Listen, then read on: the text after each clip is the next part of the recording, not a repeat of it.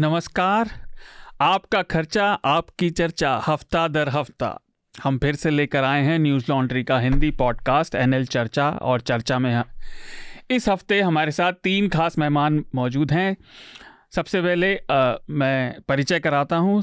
सारिम नावेद, वो supreme court में वकील हैं और विधि के लॉ के मामलों के जानकार हैं। सारिम, आपका स्वागत है चर्चा में। बहुत बहुत शुक्रिया आपका।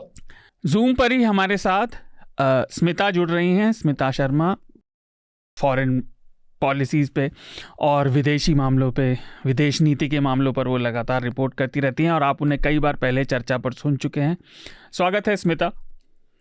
Thank you Shardul. Hi Videsh, hello Navid ji, and सारे ऑडियंस को भी हेलो। और स्टूडियो में हमारे साथ हृदेश जोशी मौजूद हैं। हृदेश को आप लोग लगातार सुनते और सराहते रहते हैं। वो पर्यावरण और अन्य कई मामलों पर लगातार रिपोर्ट करते रहे हैं और कर रहे हैं। स्वागत है हृदेश। बहुत बहुत शुक्रिया आपका। हम बात को आगे बढ़ाएं इससे पहले न्यूज़ लॉन्ड्री की ओर से कुछ ज़रूरी सूचनाएं।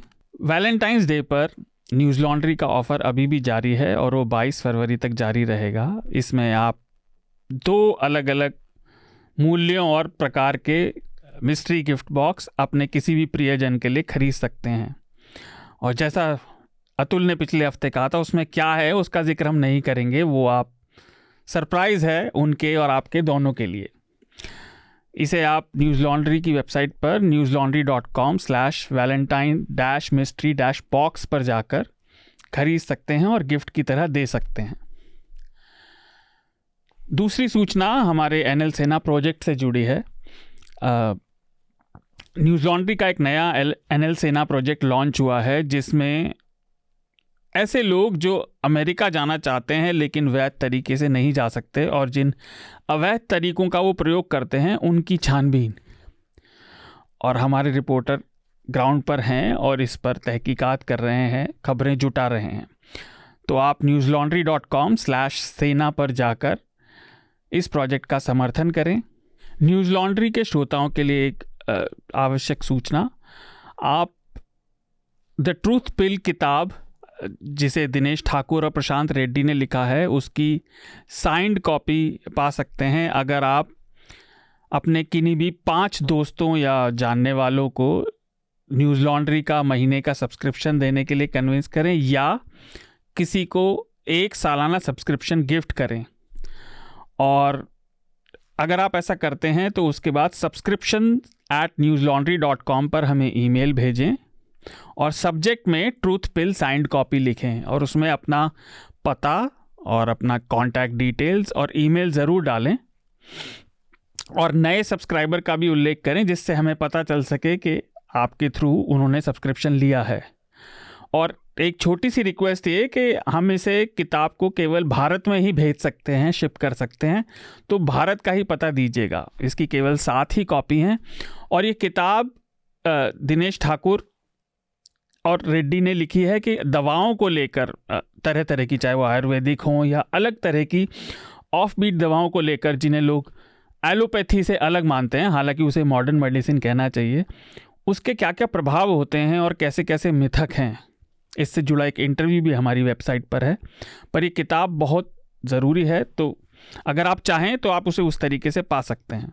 न्यूज़ लॉन्ड्री पर जाने माने इतिहासकार और लेखक रामचंद्र गुहा का इंटरव्यू अभिनंदन सेखरी ने लिया है और यह इंटरव्यू उनकी मशहूर किताब इंडिया आफ्टर गांधी की 15वीं वर्षगांठ पर है। गुहा ने इस किताब में कुछ नए अध्याय भी जोड़े हैं और साथ ही इस इंटरव्यू में कई अन्य बातें हैं, जैसे जनतंत्र का विकास हमारे देश में और पूरी दुनिया में कैसे हो रहा है और किस तरह से वो कम से कम एक इतिहासकार के नज़रिए से 70 के दशक और आज के राजनीतिक परिवेश में काफ़ी समानता देखते हैं। तो ये इंटरव्यू ज़रूर देखें।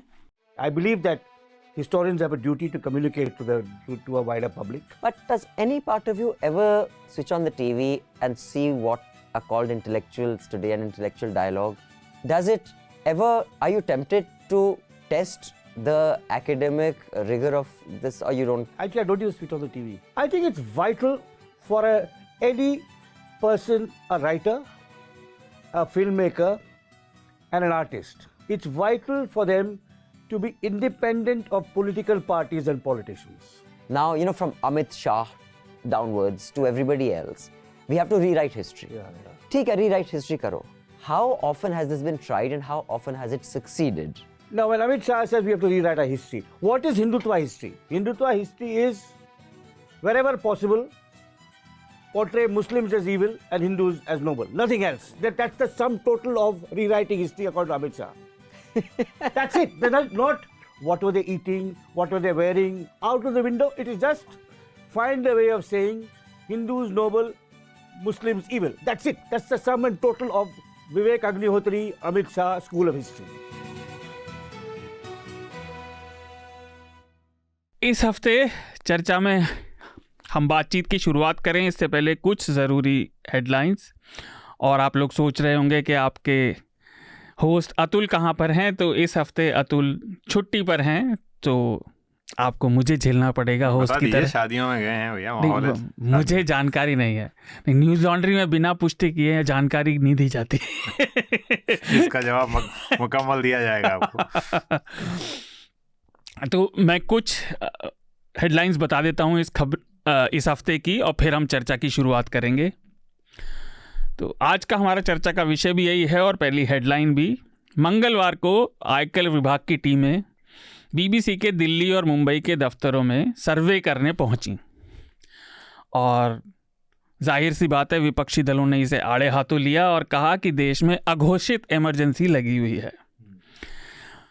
हम विस्तार से तो बात करेंगे ही, पर एक और इससे जुड़ी चीज़ ये कि भाजपा के आधिकारिक प्रवक्ता गौरव भाटिया ने एक प्रेस कॉन्फ्रेंस की और उन्होंने कहा कि बीबीसी एक भ्रष्ट बकवास कॉरपोरेशन है। तो बीबीसी का जो इनिशियल्स हैं उन्होंने इसका ये नया फुल फॉर्म बनाया। और अब आज जब हम रिकॉर्ड कर रहे हैं इस चर्चा को बृहस्पतिवार शाम को, तब तक ये सर्वे जारी है और कम से कम 10 लोग सीनियर मैनेजमेंट के बीबीसी के अभी तक दिल्ली में घर नहीं गए हैं 3 दिन से। तो आज हम इस सब पर बात भी करेंगे। कुछ हफ्ते पहले जो इस सारी बात की शुरुआत थी वो भी हमने बात की थी, लेकिन आज इसको सही में देखेंगे। इसमें जो इम्पोर्टेंट खबर एक ये भी है कि पांचजन्य जो जुड़ा हुआ अखबार है, आज तो फ्रंट पेज में अखबारों की कुछ जगह खबर है, उसने कहा कि विदेशी ताकतें, जो कि अब आश्चर्य की बात नहीं है, आजकल विदेशी ताकतें सब हिंदुस्तान में रहती हैं, माफ कीजिए एंटी इंडिया ताकतें वो जो हैं वो इस्तेमाल कर रही हैं सुप्रीम कोर्ट का। अच्छा। सुप्रीम कोर्ट इतना कमज़ोर हो गया है कि अब उसका इस्तेमाल एंटी इंडिया ताकतें। नावेद साहब से पूछेंगे। ये तो बहुत सारी बातें कहते ही रहते हैं अभी हम बात करेंगे ही, इससे तो बहुत सारी परतें हैं।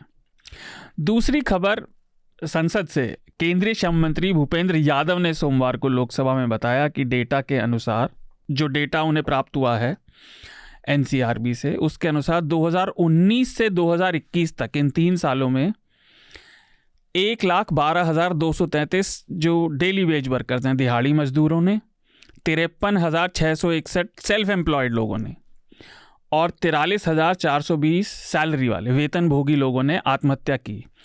यानी 3 सालों में ये फिगर करीब 2,09,314 के आसपास आती है। और इसे आप थोड़ा सरलता से देखें तो ये एक साल में 70,000 से थोड़ी कम, यानी रोज़ करीब 190 से ऊपर आत्महत्याएं हुई हैं पिछले 3 सालों में। मंत्री जी ने इससे जुड़े कई आंकड़े दिए कि कौन कौन से समाज के पक्षों में कितना हुआ है, लेकिन ये बहुत चिंताजनक आंकड़ा है। उन्होंने ये भी गिनाया कि समाज के वंचित वर्गों के लिए सरकार जो जो योजना चला रही है, लेकिन उसके बावजूद ये एक बहुत चिंताजनक आंकड़ा है कि भारत में 190 से ज़्यादा रोज़ आत्महत्याएं पिछले 3 साल में हुई, और जिसमें भी सबसे मेजर पोर्शन जो है वो गरीब लोगों का है। तो ये एक बहुत ही बुरी पिक्चर पेंट करता है इस समय हमारी व्यवस्था की। अगली हेडलाइन इकोनॉमी से, अर्थव्यवस्था के ताज़ा जारी आंकड़ों के अनुसार जनवरी में थोक मुद्रास्फीति यानी होलसेल इन्फ्लेशन की दर घटकर 4.73% पर आ गई, लेकिन जनवरी तक की जो रिटेल इन्फ्लेशन, खुदरा की जो इन्फ्लेशन दर थी, वो बढ़कर, और अप्रत्याशित रूप से इसका अंदाज़ा आरबीआई को भी नहीं था, 6.52% पे पहुंच गई है। अभी पिछले ही महीने आरबीआई ने कहा था कि अब इन्फ्लेशन थोड़ा कंट्रोल में आ रहा है, लेकिन ये महंगाई की दर महंगाई की दर में ये बढ़ोतरी ज़्यादा चिंताजनक इसलिए भी है क्योंकि ये खाने पीने और रोज़मर्रा की चीज़ों की जो कीमतें हैं वो ग्रामीण इलाकों में शहरी इलाकों से कहीं ज़्यादा हैं और इसका असर कहीं ज़्यादा बुरी तरीके से उन लोगों पर पड़ रहा है जिनकी आय ऑलरेडी कम है। तो ये एक बहुत चिंताजनक बात है, लेकिन अभी इस पर डिटेल में स्पष्टीकरण आने बाकी हैं कि आरबीआई इसके लिए क्या कदम उठाएगा। आज जिस समय हम रिकॉर्ड कर रहे हैं, शुक्रवार 16 फरवरी को त्रिपुरा की 60 विधानसभा सीटों के लिए मतदान हुआ और सत्ताधारी भाजपा और indigenous people front of Tripura IPFT के साथ चुनाव में उतरी है और दोनों पार्टियां क्रमशः 55 और 5 सीटों पर चुनाव लड़ रही हैं। TMC भी इस बार काफ़ी जोर लगा रही है त्रिपुरा में और वहाँ पर वाम दलों का और कांग्रेस का पहले काफ़ी दबदबा हुआ करता था, लेकिन इस बार जितनी खबरें अभी तक आई हैं ये चुनाव जो है ये कई धड़ों में बटा हुआ है, किसी एक तरफा नहीं चल रहा। तो देखते हैं आखिरी आंकड़े क्या आते हैं, लेकिन 4 बजे तक के आंकड़े हैं कि 70% मतदान हो चुका है। दिल्ली और आसपास के इलाकों से एक बुरी खबर आई थी और ये फिर से एक दर्दनाक खबर है। इस पर स्मिता के साथ हमने पहले भी चर्चा की है। 9 या 10 फरवरी को साहिल गहलोत नाम के युवक ने अपनी live in partner Nikki Yadav की हत्या कर दी और फिर उसी दिन उसके शव को अपने ढाबे में, उसके परिवार का एक ढाबा है, उसके फ्रिज में ले जाकर छुपाया और फिर उसी रात को जाकर घर वालों ने जो उसकी शादी तय करी थी, शादी की। युवक का कहना था कि उसके परिवार वाले उस पर दबाव बना रहे थे शादी के लिए और उसकी जो गर्लफ्रेंड थी, लिव इन पार्टनर, वो उसे छोड़ना नहीं चाहती थी, तो उसने इसलिए हत्या की। ऐसे मामले कई सारे हमारे सामने आते रहे हैं पहले भी, लेकिन ये फिर से बड़ा ही अजीब और अप्रत्याशित मामला लगता है सुनने में कि कोई व्यक्ति ऐसा कदम कैसे उठा सकता है। और मैंने इस हेडलाइन का जिक्र इसलिए किया क्योंकि जो हमारा दूसरा विषय वो भी कुछ इसी तरह का है, लेकिन वो प्रशासनिक ज़्यादा है, लेकिन अप्रत्याशित और जो अनहोनी घटना नहीं होनी चाहिए। आखिरी हेडलाइन कानपुर की है। कानपुर देहात में मड़ौली गांव है, वहाँ मंगलवार को एक बहुत खेदजनक दुर्घटना हुई। इसे तो भयानक भी नहीं कह सकते क्योंकि इसमें लापरवाही ज़्यादा है बजाय किसी इत्तेफाक के। प्रशासन और वहाँ पे जो जिले का प्रशासन था और तहसील का, ग्राम पंचायत की ज़मीन से कथित अवैध निर्माण हटाने पहुँचा था, लेकिन उन्हें आता देखकर वहाँ जो परिवार रहता था उसकी गृहिणी प्रमिला दीक्षित और उनकी बेटी नेहा भागकर अपने घर में घुस गए और फिर घर में अभी तक ये तय नहीं है किन कारणों से, इसलिए अज्ञात कारणों से आग लग गई और इस आग में दोनों माँ बेटी मारे गए। प्रशासन और पीड़ित पक्ष एक दूसरे पर इल्ज़ाम लगा रहे हैं। घर वाले कह रहे हैं कि पुलिस वालों ने आग लगाई और पुलिस वाले कह रहे हैं कि माँ बेटी ने आत्मदाह किया। लेकिन इस समय मैथा के SDM और करीब, जिसमें पुलिस वाले भी हैं, वहाँ के कानूनगो भी हैं, 39 लोगों के खिलाफ हत्या समेत कई मामलों में FIR दर्ज है और यूपी सरकार ने इस पर SIT गठित कर दी है। हम BBC पर बात करें, मैं चाह रहा था हम थोड़ा सा इस मामले पर बोलें और उसका वजह है कि आप देखिए, पुलिस, रेवेन्यू डिपार्टमेंट, SDM, ये सब लोग वहाँ पर थे और जिस कच्चे आवास को तोड़ने के लिए वहाँ सरकारी मशीनरी पहुँची थी, क्योंकि उनका पक्का आवास तो पहले ही तोड़ा जा चुका था जनवरी में, उसे तोड़ने की इतनी जल्दी थी कि वहाँ मौजूद लोग समय पर दोनों महिलाओं को नहीं निकाल सके। कम से कम जब मैं पढ़ रहा था मुझे लगा ये हमारे सिस्टम की अकर्मण्यता का कितना बड़ा प्रतीक है कि वहाँ पर 40-45 लोग मौजूद हैं, जिसमें पुलिस वाले भी हैं, सरकारी लोग भी हैं, लेकिन और जलने से इतनी जल्दी मौत होती भी नहीं है। आप एकदम से नहीं मारे जाते, दर्दनाक मौत होती है और उसमें समय लगता है, लेकिन कोई उन्हें नहीं बचा सका। और परिवार पर जो पीड़ा है उसकी आज वो तो है ही, लेकिन हम इसे ज़रा समग्र रूप से देखें तो आप देखिए कितने सारे सिस्टम के चेक्स एंड बैलेंसेस एक के बाद एक फेल होते चले गए। अब देखिए ऑर्डर हुआ, ऑर्डर फट से इम्प्लीमेंट हुआ।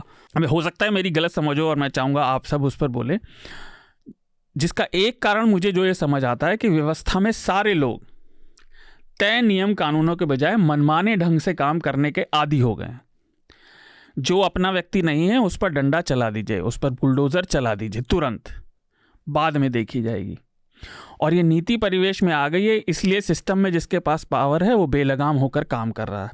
सारे में पहले आप बोले, लाइक कानूनन तौर पर तो ये इसमें बहुत सारे लूप होल हैं ही, लेकिन उसके अलावा भी सिस्टम में क्या चेक्स एंड बैलेंसेस ज़रा से भी नहीं बचे, जो इतने सारे एक्सीडेंट लगातार लाइक इट्स लाइक डोमिनोज एक के बाद एक गिरते चले गए सारे। जी, तो देखिए चेक्स एंड बैलेंसेस तो हमारे सिस्टम के तो कब से इरोड हुए जा रहे हैं।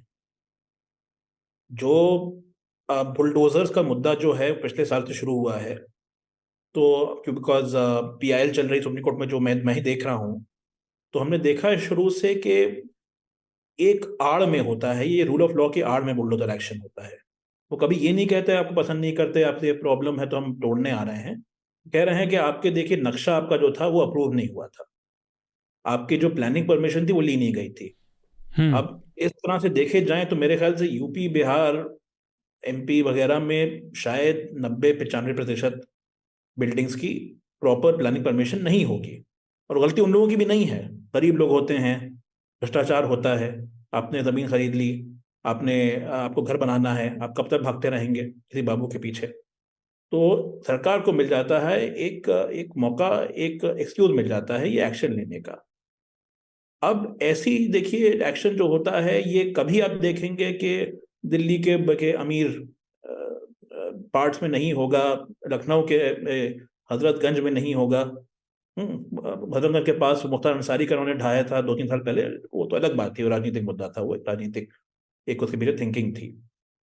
तो चेक्स एंड बैलेंसेस की जो बात कर रहे हैं, जो वहां पे आ रहा है वो बड़ा खुश है, कह रहा है कि मैं तो कानून के अधीन, और मैं तो जमीन में क्लियर कराने के लिए मैं ये काम कर रहा हूं। अगर एक जो हम कहते हैं कॉन्स्टिट्यूशनल मोरालिटी अगर वो होती, और जो होनी भी चाहिए, तो मुद्दा देखना चाहिए अलग तरीके से। पहले देखो नागरिक को, पहले देखो इंसान को, उसकी दिक्कत क्या है। कोई नहीं चाहता कि मैं बिना प्लान वाले घर में, या जितना अच्छा घर बनाना हो, जिसके गिरने की आशंका हो, उसमें रहूं। वहां पे रहता है बिकॉज उसके पास चॉइस नहीं है, बिकॉज आपने या तो जमीन नहीं दी, आपने अगर जमीन दे दी तो आपने प्लान पास नहीं किया, आपने वो साधन नहीं दिए कि उससे घर ऐसा बने और उस तरीके से बने कि ना तो कोई अतिक्रमण हो और ना ही कोई इलीगैलिटी हो। अब वो सब हो गया है, अब आपने उठा लिया है एक राजनीतिक मुद्दा कि मैं तो साफ कराऊंगा, बाजार साफ कराऊंगा, मैं सड़कें साफ कराऊंगा। तो जो वहां पे जा रहा है वो एक बहुत ही अपने दिल के अंदर एक मिशन लेके जा रहा है कि भाई मैं तो बहुत ही बड़ा काम कर रहा हूं, समाज सेवा का काम कर रहा हूं। ये जो पूरी मोरालिटी, पब्लिक मोरालिटी हमारी जो उलट पुलट हुई है इन द नियर पास्ट भी और उसके पहले भी, जहां पे नागरिक की जो राइट्स जो हैं उनको हम नीचे समझते हैं, और जो नागरिक की रिस्पॉन्सिबिलिटी है उसको ऊपर समझते हैं। ये नहीं कह रहा कि सिटीजन की रिस्पॉन्सिबिलिटी नहीं होनी चाहिए, एक्सपेक्टेशन नहीं होनी चाहिए, लेकिन पहले आप उसको जीने का, रहने का, पढ़ने लिखने का साधन तो देंगे। जब आप इस एक मेंटालिटी से जाएंगे, वहां पे नागरिक है और नागरिक अपराधी है। अपराधी ने कोई जुर्म किया है, अपराधी इसलिए है कि उसने जो आपके हिसाब से जो जैसा शहर होना चाहिए, जैसी जिंदगी होनी चाहिए, वो नहीं जीता, वो वैसा घर नहीं बनाता, वैसा उसका वाटर पंप नहीं है उसका सही जगह पे, वैसा उसके शायद वहाँ पे पार्किंग का नहीं है। आप उस पे जाते हैं तो फिर आप भूल जाते हैं कि उसकी कितनी मजबूरियां हैं, और मजबूर आदमी बहुत ही परेशान होता है। अब ऐसी चीज में देखिए, जो अब आपने बताया कि उसमें आग लगी, आग किसकी वजह से लगी वो तो हम बात कर सकते हैं, लेकिन ऐसी सिचुएशन देखिए हमेशा होता है, हर देश में होता है सिस्टम के, अगर आप कुछ एक्शन लें तो ये नहीं है कि पुलिस है या जो प्रशासन है वो कुछ भी कर दे कि भगदौड़ मच जाए, वहां पे लोग ऐसा कुछ हो जाए कि लोगों को कुछ होश ही ना रहे क्या हो रहा है। पूरी दुनिया भर में एडमिनिस्ट्रेटिव एक्शन होता है, वो एडमिनिस्ट्रेशन से एक्सपेक्टेशन होती है कि आप जो एक्शन लें वो इस तरीके से लें कि उसके जो रिएक्शंस होंगे वो भी आपने अकाउंट किए हुए होंगे, वो भी आपकी समझ में होंगे। आप कहीं पहुंच जाएंगे रात को उठा के अब देख कुछ गिर जाएगा, कोई लालटेन होगी, कोई इलेक्ट्रिकल सॉकेट होगा जो स्पार्क कर रहा होगा, आग लग गई, किसी के ऊपर शायद बुलडोजर चढ़ जाए। तो देखिए ये सब चीजें जो हैं ये सब प्लानिंग के तहत ही की जाती हैं ताकि ये सब जो हादसे हैं ये ना हो। सारे जो आपने बात कही वो बात सही है और हमने इसके ऐसे मामले कई देखे हैं पहले, लेकिन इसके मामले में, इस मामले के बारे में मैं थोड़ा सा श्रोताओं को बता दूंगा, फिर स्मिता अपनी राय दें इस पर। इसमें तो कोई ऐसा राजनीतिक रूप से मतभेद भी नहीं था, ये केवल गरीब लोग थे और उनका जो कहना है भी, कृष्ण गोपाल नाम है जो दिवंगत महिला हैं उनके पति का, कृष्ण गोपाल का कहना है कि उनका परिवार दशकों से ज़मीन पर रह रहा था, बहुत सालों से। जनवरी में इसे उनका किसी और से गांव में ही मतभेद है, उनकी शिकायत पर गिरा दिया गया मकान और वो डीएम से, एसपी से मिलने की कोशिश कर रहे थे, वो महिला भी और उनका बेटा भी, लेकिन कोई सुनवाई नहीं हुई। और गांव वालों का आरोप है कि कोई प्रशासनिक अधिकारी है जो मिला हुआ है जिसके आदेश पर ये हुआ। उसे 13 फरवरी को शिकायत गई कि साहब यहाँ तो शायद ये शिवलिंग रख रहे हैं, तो फटाफट बुलडोज़र लेकर पहुँच गए और उन्होंने उनके कच्चा मकान जो था उसी प्लॉट पे, पक्का तो गिर चुका था, कच्चे मकान को गिराने के लिए उस छोटे से जो भी वो बन रहा था उसे ध्वस्त किया, हैंडपम्प को ध्वस्त किया। हो सकता है आपने वीडियो भी देखे हों, काफ़ी सोशल मीडिया पर चल रहे थे, और उनके घर को गिराने लगे। तब ये दोनों महिलाएं अंदर भागी, माँ बेटी। मैं इस घटना में ये देखकर हैरान हूं कि ये इसमें स्पेसिफिक निशाना नहीं बनाया गया किसी राजनीतिक स्तर पर, ये केवल आपत्ति है कि भाई अपना काम है हटा दो, क्योंकि उन्हें लगा होगा इनका कोई सपोर्ट नहीं है या जो भी वजह हो। लेकिन ये बड़ी आश्चर्यचकित करने वाली बात है कि उन्हें अपने नौकरी की जिम्मेदारियों तक का भान नहीं है इस अभिमान में। ये बात समझ नहीं आती। स्मिता, आप क्या कहना चाहती हैं इस पर? शार्दुल, देखिए, एक बात मैं कहूँ, एक इसकी ना बहुत सारी वीडियोस मैंने असल में देखी नहीं थी, अभी हाल में मैं देख रही हूँ। विनोद कापड़ी ने भी, जो जर्नलिस्ट है, फिल्म मेकर हैं, उन्होंने एक वीडियो ट्वीट किया है जिसमें, अगर वो वीडियो सही है, ऐसा लगता है कि मानो जब ये महिलाएं जल रही थी उस वक्त भी बुलडोजर की कार्रवाई हो रही थी शायद। तो इस तरह के काफी सवाल खड़े किए जा रहे हैं, अलग अलग जो वीडियोस आ रहे हैं। अब इन वीडियोस को मैं अपने रूप से इंडिपेंडेंटली वेरीफाई नहीं कर सकती हूँ। ये जो मामला है ना, इसे हम एक इंडिविजुअल मामले के तौर पर नहीं देख सकते हैं। आप जो कह रहे हैं कि लैक ऑफ एपैथी है पुलिस वालों में, ये सिर्फ लैक ऑफ एपैथी नहीं है, ये एक इम्बोल्डनमेंट है। इन पुलिस वालों में, वर्दीधारी लोगों में आज की तारीख में इस बात से एक रोष भरा हुआ है, इस बात से एक वो इस नैरेटिव का हिस्सा है जहां बुलडोजर से घरों को ढहाना बगैर किसी कानूनी प्रक्रिया के, बगैर किसी नोटिस के, उसे आज की तारीख में भारत में इंसाफ का नाम दिया जा रहा है। इंसाफ कहकर न्यूज चैनलों में बार बार उसे सेलिब्रेट किया जा रहा है। प्राइम टाइम शोज में उस बातों को बार बार उसका जिक्र करके एंकर्स लिटरली जो है ऐसे नेताओं को बुलडोजर जस्टिस और बुलडोजर बाबा के नाम से उनको एक लार्जर देन लाइफ की इमेज दे रहे हैं। तो ये it was a matter of time कि अभी तक एक समाज का जो बड़ा तबका जो उन घरों को देखकर वाहवाही कर रहा था, जब वो घर किसी अल्पसंख्यक का था, जब वो घर किसी मुसलमान का था, क्योंकि पिक एंड चूज पॉलिसी के तहत, आप हमारी कानूनी धारा के तहत हम जब कहते हैं you are innocent until proven guilty, इस बुलडोजर के बहाने आप घरों को नहीं ढहा रहे हैं, आप कानूनी प्रक्रिया को ढहा रहे हैं, आप कानून के कोर्ट्स और अदालतों को ढहा रहे हैं। आप कह रहे हैं कि हमें ना वकील की जरूरत है, ना हमें दलील की जरूरत है, हम सीधे तौर पर किसी शख्स को गुनहगार मान लेंगे, उसके खिलाफ कार्रवाई कर देंगे। आप किसी भी फॉर्मर चीफ जस्टिस से बात कर ले, फॉर्मर जज से बात कर ले। इंटरेस्टिंग बात है कि आज तक जैसे चैनल में जहां बार बार बुलडोजर जस्टिस को लेकर इतनी खुशियां छलक रही होती है उनके एंकरों के चेहरों पर, वहीं पर आज दरअसल मैं एक आर्टिकल पढ़ रही थी जिसमें तमाम justice Lokur, justice Chelameswar, justice Shah, ऐसे बहुत सारे लोग हैं जो पूर्व न्यायाधीश रह चुके हैं या पूर्व जज रह चुके हैं। उनमें से एक ऐसा शख्स नहीं है जो आज की तारीख में बुलडोजर की इस कार्रवाई को सही ठहरा रहा है। उनका कहना है कि अगर आपके खिलाफ कोई कंप्लेन आता भी है, एक तो सबसे पहली बात है, एक अकेला किसी शख्स के कंप्लेन के आधार पर आप ऐसी कार्रवाई कैसे कर सकते हैं। आप उस शख्स को नोटिस तो दीजिए, आप उस शख्स को मौका तो दीजिए अपने पक्ष को रखने का। ठीक है, अगर वो सही मायनों में सरकारी जमीन है, उस पर अतिक्रमण हुआ है, वो अतिक्रमण हटाना उचित है, वो अतिक्रमण हटाना चाहिए। प्रॉब्लम ये हो गई है कि इस पिक एंड चूज पॉलिसी के तहत अभी तक जिस तरीके से अतिक्रमण हटाने के नाम पर, या फिर ये कहना कि नहीं हम तो माफियाओं को टारगेट कर रहे हैं, हम गुंडों को टारगेट कर रहे हैं, इसने इम्बोल्डन कर दिया है। क्योंकि जो वर्दीधारी ये लोग हैं, उनको लगता है कि हम ये कार्रवाई करेंगे तो शायद जो हमारे राजनीतिक मालिक हैं उनसे हमें वाहवाही मिलेगी, हमें डरने की कोई जरूरत नहीं है। तो ये जो कानून की प्रति जो एक देश में एक श्रद्धा होनी चाहिए, उस पर विश्वास होना चाहिए, या उससे थोड़ा डर होना चाहिए, ये तमाम चीजें गायब हो गई हैं। एंड अनफॉर्चुनेटली ये वो बुलडोजर प्रक्रिया है जो आज हमारी पूरी की पूरी कानूनी प्रक्रिया पर चलाई जा रही है। अब गुवाहाटी हाईकोर्ट को देख लें, पिछले साल नवंबर में इतने स्ट्रॉन्ग कमेंट्स दिए गए वहां पर ऐसे मामले, कोर्ट ने वहां कंपेयर तक कर दिया था कि ये कोई रोहित शेट्टी की फिल्म बनाई जा रही है, आपकी एसपी को है, आप रोहित शेट्टी और उसकी फिल्म आप भेज दीजिए, आपको मन करेगा आप आकर किसी के भी घर को ढहा देंगे।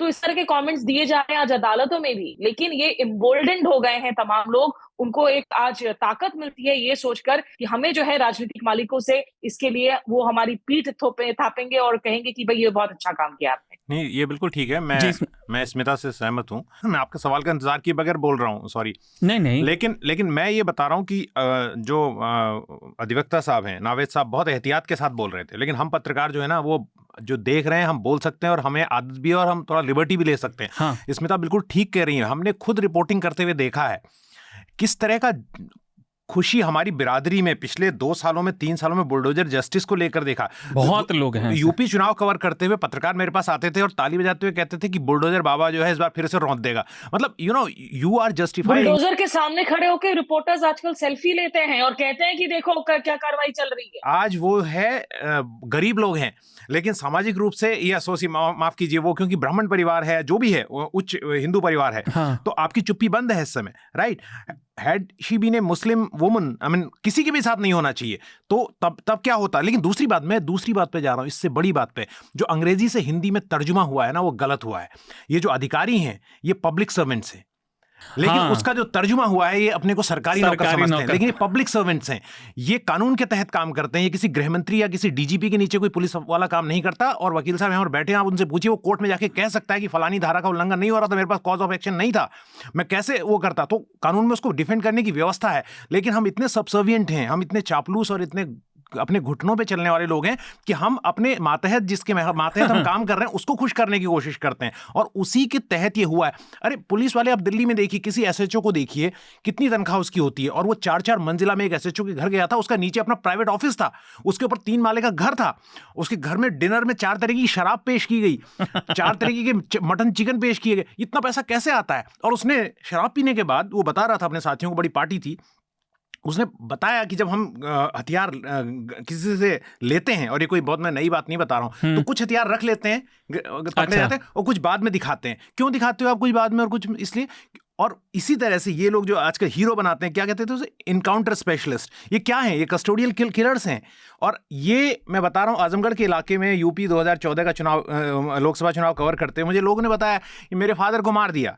अब ये एनेक्डोटल है, तो लोग कहते हैं ना, ऐसे अपने मन की बात बता सकते हैं, पर आप जाके कंफर्म कर सकते हैं यूपी बिहार में इन बातों को कि मेरे फादर को मार दिया। तो मैंने कहा क्या वो पकड़े गए वो लोग? नहीं, 2 का इनकाउंटर करा दिया, तीसरे का हम करवा देंगे, पैसा इकट्ठा कर रहे हैं। तो पुलिस वाले इंस्टेंट जस्टिस दे रहे हैं।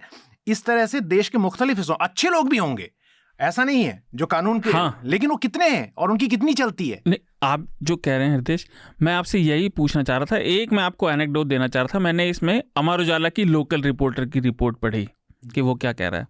तो इस बात की पुष्टि रिपोर्ट में भी नहीं की, लेकिन वो क्या बता रहा है, गांव वाले बता रहे हैं कि जब तक ये महिलाएं, ऐसा नहीं लगा था कि उनकी जान खतरे में है, तो किसी एक व्यक्ति ने, और ये गांव वालों का बयान है उस रिपोर्ट में अमर उजाला की, कि किसी एक व्यक्ति ने, जब ये सब बहस चल रही थी, वो अपना घर टूटता हुआ देख रही, तो ऑफ कोर्स व्यथित थी वो, कोई भी दुखी होगा कि भाई उनका घर टूट रहा है। तो किसी ने जाके कह दिया कि भाई गिरा दो, इससे पहले कुछ हो। और वहाँ बहुत सारे लोग कह रहे, मतलब जोर से कह रहे थे, खुश हो रहे थे कि हाँ हाँ गिरा दो गिरा दो। ये एक उन्माद बन गया है कि किसी को भी आप पकड़ के निशाना बना दीजिए। और सरकारी, जो आपने बात कही ना कि वो चापलूस तो हैं, उन्हें इस मामले में ये सारी चीज़ें बच सकती थी कि अगर कोई एक व्यक्ति भी नियम के हिसाब से चलता, वो ना लेता उनका पक्ष, वो केवल नियम के हिसाब से चलता और देखते हुए चलता, तो ये चीज़ें नहीं होती। और ये बड़ी आश्चर्य करने वाली बात है। मैं आपसे यही पूछना चाह रहा था कि ये नई चीज़ है, क्योंकि पहले तो मैंने पत्रकारिता नहीं की, आप कितना ही न्यूज़ कंज्यूम करोगे, लेकिन रिपोर्ट करते हुए पहले भी ऐसे हालात आपने देखे हैं क्या? हमेशा ये जो पुलिस का कैरेक्टर है, मैं कह रहा हूँ, मैंने 10 साल छत्तीसगढ़ में, बस्तर में लगातार रिपोर्टिंग की है। ये तो बात कानपुर की है। अगर आप उन इलाकों में चले जाओ जिन इलाकों में सड़कें नहीं है, वहां क्या होता होगा। देखिए, रात के वक्त इनकाउंटर हो, गोली चले, कोई मारा जाए, इसमें कोई वो नहीं है। इसमें पुलिस में कानून में प्रोटेक्शन है। जब तक कि आपकी जो सीनियर ऑफिसर इजाजत नहीं देगा, सरकार इजाजत नहीं देगी, किसी भी अधिकारी पर गोली चलाने के लिए मुकदमा नहीं चल सकता। उसको इतना और सही प्रोटेक्शन दिया गया, नहीं तो कोई दंगों में कैसे को कंट्रोल करेगा। लेकिन खड़े होके अगले दिन आप कह तो सकते हो कि फलाना अधिकारी, फलाना व्यक्ति जो मारा गया बच्चा, वो माओवादी नहीं था या वो अपराधी नहीं था, रात में गोली चली, गलती से मारा गया, आपको पूरा प्रोटेक्शन है। लेकिन they will ensure that you go to grave with having a scar of being a criminal और a Maoist. So this is something which is around, जो बहुत लंबे समय से हमारे आसपास है। तो इस चीज से मुझे बहुत गुस्सा आता है। मैं वास्तव में इससे गुस्सा आ रहा हूं कि मैंने इसको देखा है अपने सामने। और पुलिस वाला गलती कर सकता है, नेता गलती कर सकता है, अफसर गलती कर सकता है, वहां एसडीएम मौजूद था। पत्रकार कैसे कह रहा है जो बात स्मिता कह रही है, वो अपने पीछे क्रेन की फोटो लगा के, क्रोमा लगा के उस पर एंकरिंग कैसे कर सकता है? पत्रकारों का तो पूछे ही मत आजकल।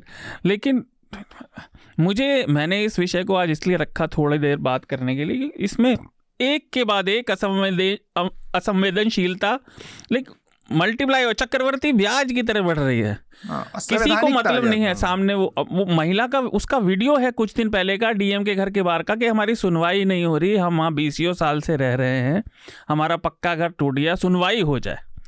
तो इसने भी डांट के भगा दिया, वहाँ भी झड़प लग गई, और अब सब पे 302-34 लग गई है।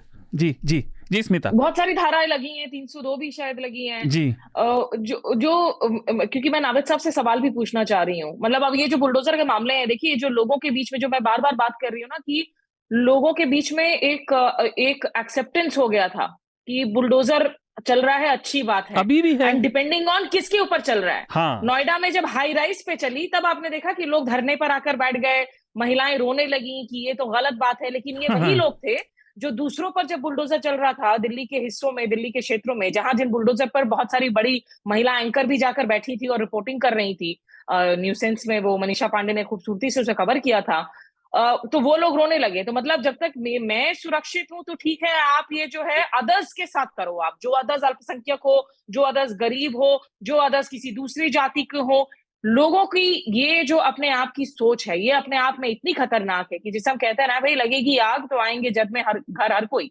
राहत इंदौरी साहब ने जो बात कही थी, जिसको हम बार बार रिपीट करते हैं। और मैं इनफैक्ट वकील साहब से मैं ये पूछना चाहती हूँ कि सर, ये कोर्ट के अंदर इन दिनों बातचीत क्या हो रही है? क्या जजेस में, लॉयर्स में, क्या ये चर्चा नहीं है कि भाई अगर आप बुलडोजर जस्टिस को एक्सेप्ट करते हैं, तो ये तो आप अपनी ही कानूनी प्रक्रिया को आप बेसिकली कह रहे हैं कि कोर्ट की जरूरत नहीं है, भाई आप दलील मत लाओ, जरूरत नहीं है, आपको तय करना है कि कोई गुनहगार है तो कर दो। थोड़ा सा वो कॉरिडोर्स में आखिर कॉन्वर्सेशन हो क्या रहा है, मैं जानना चाह रही हूँ आपसे। सारिम, आपकी कंक्लूडिंग टिप्पणी इस विषय पर, है ना? कॉरिडोर्स की जो बात है, उसमें ज्यादातर वकील तो हमसे ही सहमत होंगे, लेकिन वहां भी कुछ लोग मिल जाते हैं, कहते हैं अरे तो क्या गलत हो गया, सिस्टम काम नहीं कर रहा तो ये नहीं करना, तो ये क्या ये जरूरी नहीं था? अब ये सिस्टम काम नहीं कर रहा बहुत ही खतरनाक चीज होती है। ये सिस्टम काम नहीं कर रहा तो सिस्टम कराइए काम। सुप्रीम कोर्ट पे हम किस मुद्दे पे हैं? बुलडोजर वाली इशू पे हम सिंपली इस मुद्दे पे हैं, जैसा आपने भी कहा, कि भाई जो कानून है उसको फॉलो कीजिए। उत्तर प्रदेश में जो एक्ट है, उसके हिसाब से मेरे ख्याल से आपको देना पड़ता है 30 या 60 दिन का नोटिस देना पड़ता है, और फिर अपील का भी टाइम है उसके बाद जी। लेकिन जब ये आते हैं तोड़ने, वो टाइम कभी नहीं देते। अभी तो हम उस लेवल पे आ गए हैं कोर्ट्स में ही कि हम जाके कोर्ट में कह रहे हैं कि सर हम कुछ नहीं मांग रहे, हम ये मांग रहे हैं कि जो जैसा जो लॉ है वही फॉलो हो जाए, उसके जो बेसिक प्रोटेक्शन है बस वही दे दीजिए, उसके आगे हम कुछ नहीं मांग रहे। वहां सरकार आके कहती है, दलील देती है अपनी, कि देखिए ये कैसी कोई प्रेयर हुई, लॉ तो उसको फॉलो करना ही हमें, तो ये केस मेंटेनेबल नहीं है। बताते हैं कि साहब देखिए आपने इतनी बार लोगों को खराब कर दिया, तो क्या आप क्यों आए हैं? जिसके घर टूट रहा है वो खुद जाएगा, हाईकोर्ट जाएगा। अब किसी को कौन बताएगा किसी को कि भाई इलाहाबाद हाईकोर्ट जो है उत्तर प्रदेश में, जो लखनऊ डिवीजन के अलावा हर डिस्ट्रिक्ट उसके अंडर आता है, कोई बैठा है सहारनपुर में, कोई बैठा है जौनपुर में, कोई बैठा है आपके ये झांसी में, सोनभद्र में वगैरह में, वो उसके पास तो वो ताकत नहीं है जाने की, वो वकील को नहीं जानता, उसके पास पैसा नहीं है, उसका अपना घर टूटा हुआ है, वो कहाँ जाएगा? मतलब जिसका उसकी एक अलग उसकी दर्द है, उसमें आप वो वकील ढूंढेंगे, पैसे ढूंढेंगे, एक छोटी सी बात काम करेगा नहीं। जी, एक छोटी सी बात मैं स्मिता और बताना चाहता हूँ यहाँ पर। जी, मैं एनसीआर के इलाके में रहता हूँ। हाँ, यहाँ पर इतना इलीगल कंस्ट्रक्शन होता है, तो हमारी सोसाइटी में भी हो रहा था। अच्छा, उसके खिलाफ मैं गाजियाबाद के अधिकारियों के पास गया। अधिकारियों ने जब ये पता चला कि ये पत्रकार है और ये हल्ला मचाएगा, तो उन्होंने उसको सील करा दिया। तो मैंने देखा कि सील हो गया। मेरी सोसाइटी में टॉप फ्लोर था, जो कंस्ट्रक्शन नहीं होना चाहिए था, छत पे। सील होने के बाद वहां लगातार काम हो रहा है। तो मैंने कहा भैया ये तो सील हो गया। तो मेरे लॉयर ने हंसते हुए कहा सर आपने सील तो करा दिया, लेकिन जो गाजियाबाद है ना वो 50% सील है और काम चल रहा है। कैसे हो रहा है? भ्रष्टाचार से हो रहा है। So even if you get it sealed, वो वही अधिकारी सील करवाते, कहते ठीक है सील करवा देते हैं, आप काम करते रहो। नहीं तो ये तो बात देखिए, विषय को खत्म करते हैं, पर ये बात तो सच्चाई है। अगर हिंदुस्तान में खासतौर से छोटे शहरों में आप मानिए 10 में से कम 7 लोग तो ऐसा ही करते हैं कि जो उनका नक्शा पास होता है उस पास नक्शे से फिर कुछ अतिरिक्त बनवाते हैं। मतलब ऐसा ना करने को बेवकूफ़ी समझा जाता है, ये तो आम बात है। लेकिन तब है बनवाना। मैं कह रहा हूँ कि अधिकारी जो है अपने सुपरविजन में सील करवा के काम करवा रहा है। बिल्कुल। तो ये आप सोचिए कितनी बड़ी बात। सब हमारे समाज में चल क्या रहा है। और मैं घूम फिर कर उस बात पर आता हूँ तो कई बार लोग कहते हैं कि आपका वो रिकॉर्ड बचता रहता है कि ये रिफॉर्म के बिना सिस्टम ये ऐसे ही जर्जर होते जाएंगे, इन्हें रिफॉर्म की जरूरत है। और खास तौर से पुलिस को आजकल केवल इकोनॉमिक रिफॉर्म हो रहे हैं देश में। अरे खैर, हम अगले विषय की तरफ चलते हैं। बीबीसी से जुड़ा, बीबीसी की डॉक्यूमेंट्री पर जब मैंने टिप्पणी की थी तो बहुत सारे पत्र आए, लेकिन उसकी परिणति पे आज हम सही में बात करने जा रहे हैं। तो जैसा मैंने शुरू में बताया था कि 2 दिन, आज तीसरा दिन हो गया, बीबीसी के दफ्तरों पर इनकम टैक्स की टीमें सर्वे करने पहुंची। कुछ वीडियो भी आए, वो काफ़ी तैश में थे। मुझे तो लगा वो मिर्ज़ापुर का मुन्ना भैया जैसे बिहेव कर रहे थे वो इनकम टैक्स के अधिकारी। बिल्कुल कि आपने दरवाज़ा कैसे नहीं करे, भाई नहीं खुला दरवाज़ा, इसमें इतने गुस्सा होने की क्या बात है। पर फिर अभी भी वो सर्वे जारी है, क्योंकि टेक्निकली ये रेड नहीं है, ये केवल सर्वे है। और इसमें बताया जा रहा है कि जो वन हैंड रिमूव्ड जो रेवेन्यू होता है उससे जुड़ा हुआ मामला है। अब उस दिन, अगर श्रोताओं को याद हो, मैं पूरी भूमिका बता देता हूँ। स्मिता ने भी बताया था और अतुल ने भी बताया था कि बीबीसी जो है वो यूके की जनता के पैसे से चलती है, लेकिन बीबीसी यूके में जनता के पैसे से चलती है। बीबीसी वर्ल्ड जो है वो फॉरेन ऑफिस उनको ग्रांट देता है यूके का, और वो नॉन प्रॉफिट ऑर्गेनाइजेशन है। अब इसमें आखिरी पेच जो है, सरकार कह रही है कि हम किसी आय से जुड़े, और अब तो विदेशी फंड की भाजपा वाले बात कर रहे हैं, वो आयकर विभाग ने कोई स्टेटमेंट नहीं दिया, लेकिन सत्ता पक्ष के लोग ये कह रहे हैं कि नहीं विदेशी फंड है और विदेशी ताकतें हैं। लेकिन ये दोनों बातें मुझे विरोधाभासी महसूस होती हैं, और मैं चाहता हूँ पहले रितेश इस पे आप बात करें और फिर हम दोनों के पास चलेंगे। नहीं, मैं तो सर्वे में कह रहा हूँ कि आपने नहीं, एक मिनट। तो वो कह रहे हैं कि बीबीसी ने 1946 में गांधी जी का इज्जत नहीं की, कि ये कहा था 1946 में गांधी बापू भारत को आज़ाद नहीं करा पाए। अब इसमें मुझे एक तो समझ नहीं आया, हो सकता है मेरी समझ में कमी हो, क्योंकि 1946 में तो हम आज़ाद नहीं हुए, तो कोई समाचार संस्था ये कैसे कह देगी कि महात्मा गांधी ने आज़ाद नहीं, मतलब आज़ाद करा दिया? वो ये कैसे कह सकते थे होने से पहले? 1 साल पहले की बात है ना।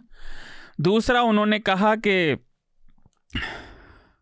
तो ये हास्यास्पद एग्जाम्पल है, इसे कैसे कहा जाए कि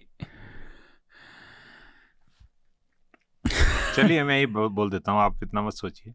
तो पहले तो मैं थोड़ी सी एक लाइटर वेन में बात बताता हूँ। स्मिता ने ट्वीट किया था तो मैंने उसमें लिखा था, वो हरिशंकर परसाई का जो व्यंग है वो सबको पढ़ना चाहिए, कि सर्वे के दफ्तर में जब से सुंदरियाँ आई थी और वहाँ से कुछ कागज़ चुरा के ले गई, तब से वो फलाना ढिमकाना जो करेक्टर है वो सोचता है, वो रात को सर्वे करता रहता है तो वो कहता है कि ये रात को सर्वे क्यों बोलते हैं।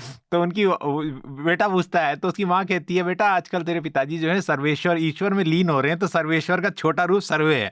तो ये सर्वे जो है ना किसी चीज का छोटा रूप है, और वो हम सब समझ रहे हैं। ये जो बात आप कह रहे हैं पता नहीं मेरी समझ में नहीं आ रहा है, क्योंकि मैंने आपको वो एपिसोड भी पिछली बार मैं नहीं था उसमें, ये लाग लपेट है कि कहाँ का पैसा आया, किसने खाया, क्या गया, क्यों हो रहा है, सबको पता है straight away. Let's take it head on. मैं जो बात कह रहा था वो इसलिए मैं कह रहा था, मुझे हंसी जो आ गई थी बीच में वो इसलिए आ गई थी कि उनका आरोप है कि मार्गरेट थैचर ने एक बार बीबीसी को यूं कहा। अरे भाई, मार्गरेट थैचर के एग्जाम्पल का बीजेपी से क्या लेना देना। दूसरी बात, या तो आप ये मानिए ना, ये तो बात को घुमाने की बात है, हाँ है ना, ये बात को लंबी चौड़ी करने की बात है। सीधी बात है कि आपको स्कोर सेटल करना है, ठीक है। अब इसका फायदा भी किसे हो रहा है ये भी पता नहीं, राइट। लेकिन हम जो बात कह रहे हैं एक पत्रकार के तौर पे जो कह सकते हैं वो स्पष्ट रूप से वो कह सकते हैं। आपका जब आपने कहा कि इस विषय पे आप बात करेंगे, तो मैं खोल के कुलदीप नैयर की किताब आज देख रहा था तो उसमें जितनी बातें लिखी गई हैं कि हैबियस कॉर्पस जैसे, उसमें जो भी है, लेकिन ये सच है कि उस वक्त ऐसी पाबंदियां लगी थी, और उसी के खिलाफ सत्ताधारी पार्टी आज बोलती है लगातार कि आपातकाल में ये हुआ। अगर आपातकाल में ये हुआ और आप उनसे बेहतर हैं, तो आप कम से कम अघोषित आपातकाल में तो ऐसा मत कीजिए। आपातकाल तो एक अलग बात है। मैं तो कह रहा हूँ जो वो एक्सक्यूज दे रहे हैं वो इनकम टैक्स के सर्वे के कारण नहीं दिखाई देते। वो तो हर जगह है ना, ये कारण तो डॉक्यूमेंट्री के दिखाई देते हैं जिसमें लोग बात कर रहे थे। हम सिंपल बात ये कह रहे हैं कि जो भी अभी तक जितनी भी जगह इस तरह के रेड हुए हैं पिछले कुछ सालों में, या सर्वे या रेड जो भी है, न्यूज़ लॉन्ड्री पर भी एक सर्वे हुआ था। हाँ, एक या दो, एक हुआ था 2021 तो में। मैं ये बोल रहा हूँ, मैं ये कहना चाह रहा हूँ कि ये सरकार हो या किससे पूर्ववर्ती कोई सरकार हो या आने वाली सरकार जो भी करेगी, वो कभी कुछ फाइनल मटीरियल एविडेंस लेके नहीं आती है कि कितने केस हैं जो आखिरकार हुए जिसमें साबित हुआ और लॉजिकल कंक्लूजन तक वो ले गए। तो ये समस्या है। न्यूज़ लॉन्ड्री का क्या हुआ केस का? नहीं, वो तो सब खारिज हो गए। ये सारी जो टैसिट, ये जो थ्रेटनिंग है ना, अंडर करंट सारे, मैं आपसे इसका कानूनी मुद्दा जानना चाहता था, अगर आपको टैक्स लॉ का पता हो। ये सर्वे और रेड में एक तो टेक्निकली अंतर क्या है, क्योंकि बिहेवियर तो एक सा ही है। एम्प्लॉयज जहाँ भी ये सर्वे हो रहा है वहाँ पर वो फ़ोन नहीं कर सकते, उनके फ़ोन जब्त हो जाते हैं, उनके लैपटॉप या जो भी काम करने की मशीनें हैं वो जब आती हैं। और जैसे हम यहाँ देख रहे हैं 10 सीनियर लोग तो घर ही नहीं जा पाए हैं 3 दिन से। तो एक तो कानूनी तौर पर इन दोनों चीज़ों का अंतर क्या है, पर उसके अलावा अगर ये सरकारी संस्था जैसे यहाँ पर आयकर विभाग इस तरह से सर्वे में पूरा अपना प्रोसीजर चलाती है जिसमें एक संस्था का आर्थिक नुकसान भी है, उनके काम का नुकसान भी है, और ख़ासतौर से पत्रकारिता में, तो उसका कोई रेपरकशन, उनके लिए कोई जवाबदेही है भी कि नहीं? क्योंकि आखिर में जैसे हमारे मामले में हुआ या अन्य मामलों में हुआ, कुछ नहीं मिलता। लेकिन जो प्रोसीजर इज द पनिशमेंट वाली जो बात है वही निकल कर आती है। तो लेकिन कोई जवाबदेही सरकारी संस्था की भी तो होनी चाहिए। क्या ऐसी है? होनी चाहिए, बिल्कुल होनी चाहिए, है भी लेकिन नहीं भी है। लॉ में है, थियोरेटिकली है। अगर देखिए वैसे ही अभी चल रहा है बीबीसी पे सर्वे 3 दिन चल रहा है। आपने पूछा रेड और सर्वे में फर्क क्या होता है? फर्क ये होता है कि अगर रेड होगा तो फिर कोर्ट में आपकी दिक्कतें बढ़ जाएंगी जस्टिफाई करना। सर्वे का मतलब होता है कि हम जाएंगे आपके ऑफिस में, कहेंगे सर थोड़ा देखना है हमको आपके अकाउंट्स वगैरह, आप लोग काम कीजिए, हम लोग देख रहे हैं, हमें हक है कि हम वहां जाके दे सके। रेड होता है कि आप जा रहे हैं, आपके पास इंफॉर्मेशन है कि कोई लॉ का उल्लंघन हुआ है और आपको शायद कि कुछ देरी गई, वहाँ पे जाए डॉक्यूमेंट बदल दिए जाएं या डिस्ट्रॉय कर दिए जाएं, कुछ है, तो आप जाते हैं बिना वार्निंग के और वहां बैठते हैं जब तक काम पूरा नहीं होता। अब ये सर्वे के नाम पे रेड करना, वो सर्वे इसलिए कह रहे हैं ताकि रेड का नाम हो जाएगा तो इंटरनेशनली भी मुद्दा उठेगा। बीबीसी है, कोर्ट अगर जाएगी बीबीसी तो कोर्ट कहेगा कि रेड का आपके पास मटीरियल का था, raid requires a higher degree of satisfaction, तो हम सर्वे कर रहे हैं। यही जो पुलिस करती है कि भाई आपको अरेस्ट नहीं करेंगे क्योंकि अगर 24 घंटे रखा तो हमें अरेस्ट करना पड़ेगा, we have to justify it. तो हम करते ये हैं कि सुबह बुला लेंगे 9 बजे, कहेंगे रात को 10 तक बैठो, कल फिर आओ, कल फिर आओ, कल फिर आओ। तो वो एक formal compliance with the law है, लेकिन आपने तो वही हल कर दिया बेचारे का, बस सोने के लिए आप घर जाने देंगे और आप कहेंगे कि तुम रोज आके बैठ जाओ। बीबीसी का यही कर रहे हैं, उन्हें एक मैसेज भेजना है उनको। आपने कहा पूछा जवाबदेही का, जवाबदेही देखिए एक आती है सिस्टम में, बाकी जो सिस्टम्स हैं बाकी देश हैं उनमें भी आई है, लेकिन बहुत ही जद्दोजहद करनी पड़ेगी। काफ़ी लोगों ने काफ़ी कुछ सहा है ये अकाउंटेबिलिटी, ये जवाबदेही लाने के लिए। क्योंकि देखिए, अगर इनकम टैक्स डिपार्टमेंट केस हारता है, कल आपका हार गया, कल शायद बीबीसी का भी हार जाएगा, इनकम टैक्स डिपार्टमेंट के ना तो फीलिंग्स हैं, ना उसका कोई प्रमोशन है, ना उसका कोई ईगो है, डिपार्टमेंट है। लेकिन जिसने सर्वे किया कराया है, ये मुमकिन है उसका तो प्रमोशन अगले साल हो जाएगा। तो उसको क्या फर्क पड़ रहा है उससे 4 साल बाद अगर हाई कोर्ट क्वॉश कर दे, 2 साल बाद कोई क्वॉश कर दे। जवाबदेही तब आएगी जब आप डॉगडली पढ़ेंगे इस अफसर के पीछे कि तुमने किया कैसे ऐसे। मैं आपको एक एग्जांपल देता हूँ, पीएमएलए जो है, ईडी एक्ट जी। जो है, उसमें एक बड़ा अच्छा सेक्शन है कि कोई अगर वेक्सेशियस सर्च करेगा ईडी ऑफिसर तो वो एक अलग क्रिमिनल ऑफेंस है। अच्छा। बाकी एक्ट नहीं है, उसमें है। लेकिन आप इतने ईडी केस देख लीजिए, मैं भी ईडी केस करता हूं, कि वहां पे हम कोई उस पर प्रेस नहीं करते कि ये सर्च कैसे हो गई। क्योंकि एक थिंकिंग है, हम तो देखिए वकील हैं, तो हम तो किसी और के लिए वहां रिप्रेजेंट कर रहे हैं। सबका होता है हमें इससे बचाओ, हमें सुधार से हमें कोई इंटरेस्ट नहीं है, हमें आज बचा लो। और हमें ये भी नहीं चाहिए कि अगर हम उस ऑफिसर के पीछे अगर पर्सनली जाएंगे तो वो कल हमारे पीछे पर्सनली पड़ जाए। तो जवाबदेही की प्रॉब्लम ये है, किसी को थोड़ा भुगतना पड़ेगा वो स्टैंडर्ड्स लाने के लिए। जी स्मिता, इसका एक पत्रकारिता से जुड़ा पहलू भी है। लेट्स अज्यूम कि ये अज्यूम क्या, वहाँ पे ये सर्वे चल रहा है और उनकी मशीनें जब्त हुई भी, लेकिन पत्रकारों की मशीनों में सोर्सेस से जुड़े हुए डॉक्यूमेंट भी होते हैं। आने वाली रिपोर्ट जो भी वो कर रहे होंगे, वो रिपोर्ट हो या कोई लेख हो, कोई भी जो उनका पर्सनल प्रोजेक्ट चल रहा है या डिपार्टमेंट का, और सोर्स की जानकारी को सुरक्षित रखना पत्रकारिता का लिटरल धर्म है। अगर आप वो नहीं कर पाए तो फिर आप पत्रकारिता के मायनों पर, उसूलों पर सही नहीं कर रहे।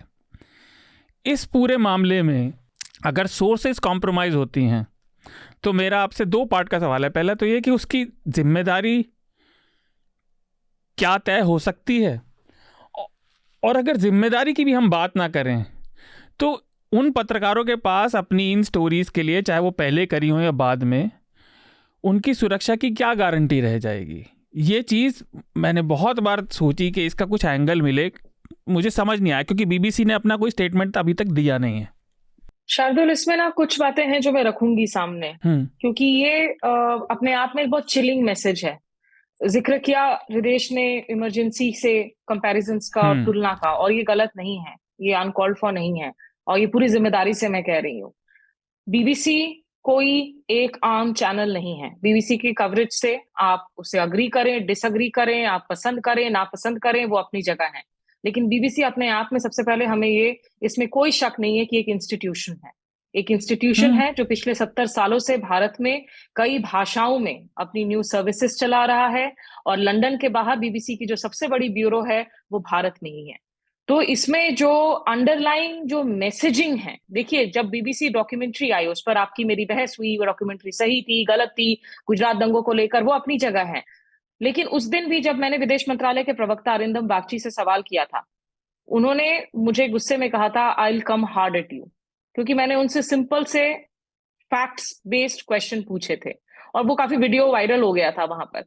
लेकिन वो आमतौर पर जो है वो बहुत इजी गोइंग पर्सन है, वो एक अच्छे डिप्लोमैट हैं। लेकिन जिस तरह से वो गुस्से में आकर, जबकि मैं सवाल, अगर आप उस प्रेस कॉन्फ्रेंस को देखें, मैं सवाल बहुत ही शालीन तरीके से, धीरे तरीके से ही पूछ रही थी, सिंपल सवाल पूछ रही थी, क्योंकि सवाल पूछना ही हमारा काम है, और मैं मानती हूँ कि हमारा अधिकार है जर्नलिस्ट होने के नाते। उसमें वो बहुत गुस्से में आ गए थे, और ये बहुत साफ था उस दिन ही कि आने वाले दिनों में एक बार जब सेकंड पार्ट भी रिलीज हो जाए, हालांकि बीबीसी ने इन डॉक्यूमेंट्रीज को भारत में रिलीज नहीं किया, ये कहते हुए कि हमें अपने स्टाफ की सुरक्षा की चिंता है, उसमें भी बीबीसी के लिए भी एक सबक है, और इसलिए हम इसे वर्ल्ड में तो रिलीज कर रहे हैं, इंडिया में रिलीज नहीं कर रहे हैं। ये साफ हो गया था कि it is a matter of when, not if, कि बीबीसी के खिलाफ कोई ना कोई एक गवर्नमेंट एक्शन तो होना है, और वो इनिशिएट होगा। अब इस गवर्नमेंट कार्रवाई का, आप जिसको सर्वे कह रहे हैं, ये सर्वे पिछले कुछ सालों में, एक तो आप देखिए किन संगठनों के खिलाफ हुए हैं भारत में। न्यूज क्लिक, न्यूज लॉन्ड्री,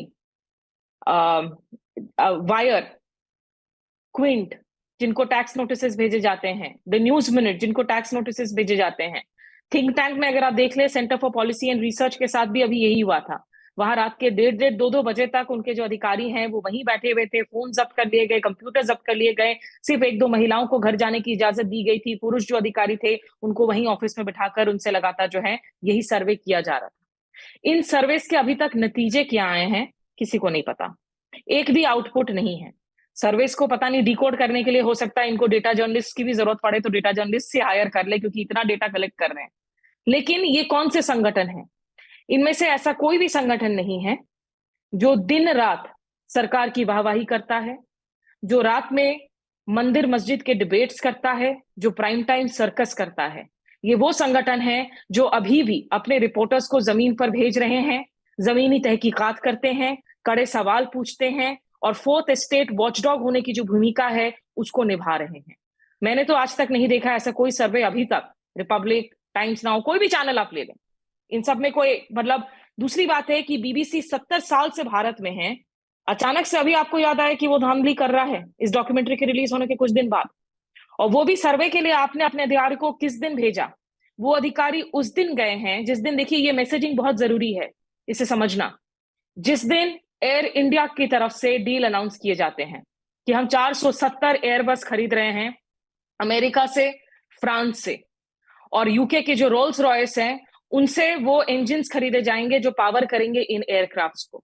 और उसी दिन कुछ घंटों के अंदर बीबीसी को लेकर ये सारे जो डेमोक्रेसीज के सबसे लाइट बेयरर्स हैं, अमेरिका, ब्रिटेन, फ्रांस, इनके तमाम हेड्स ऑफ स्टेट्स गवर्नमेंट से कोई बयान नहीं आता है, बल्कि ये सारे के सारे प्रधानमंत्री जी के साथ वीडियो कॉल, ऑडियो कॉल में नजर आते हैं, ट्वीट करते हुए नजर आते हैं, प्रेस रिलीजेस नजर आते हैं। आज जो हिंदू में वर्गीस जॉर्ज ने एक आर्टिकल लिखी है, मैं उससे सहमत हूं, जिसमें उन्होंने कहा है कि this is a template of this government for all western nations to develop nations. आपको पता है कि इस वक्त आपको हमारे मार्केट की जरूरत है, चीन के साथ आप लोगों के रिश्ते इस वक्त तलखियां से भरी हुई हैं, चीन के खिलाफ भारत की जरूरत है एज अ काउंटर बैलेंस।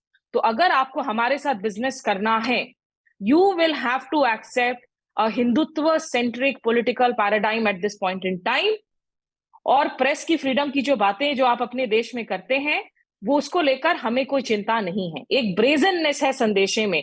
आप G7 के दौरान आप देखें, पिछले साल 2 साल पहले जब प्रधानमंत्री मोदी जी G7 में शिरकत कर रहे थे, ठीक वही वक्त था। आप एक तरफ इंटरनेट फ्रीडम पर डिक्लेरेशन, मूल्यों को लेकर, आप ह्यूमन राइट्स को लेकर, आप प्रिंसिपल्स पर हस्ताक्षर कर रहे थे, और वही वक्त था जब जुबैर को अरेस्ट किया जा रहा था एक बहुत ही बेकार से ट्वीट को आधार बनाकर। तो ये जो तमाम एक अंडरलाइन मैसेजिंग है, ये आज की बात नहीं है, पिछले कुछ सालों से। और बीबीसी को जब आप इस तरह से अटैक करते हैं तो उसकी चिलिंग मैसेज सिर्फ इंडियन मीडिया के लिए नहीं, तमाम उन विदेशी मीडियाज के लिए भी है जो भारत में आज की तारीख में ऑपरेट कर रहे हैं, और उनके लिए भी ये संदेशा है कि देखो, आप ये देख लो कि आपको क्या रिपोर्टिंग करनी है, क्योंकि एजेंसीज तो आएंगी पीछे। जी स्मिता, तो मैं श्रोताओं के लिए बताना चाहता हूँ कि ये जो डॉक्यूमेंट्री थी 2 पार्ट की, वो BBC 2 पर रिलीज हुई थी, और BBC 2 पर भी केवल यूके की जनता के लिए।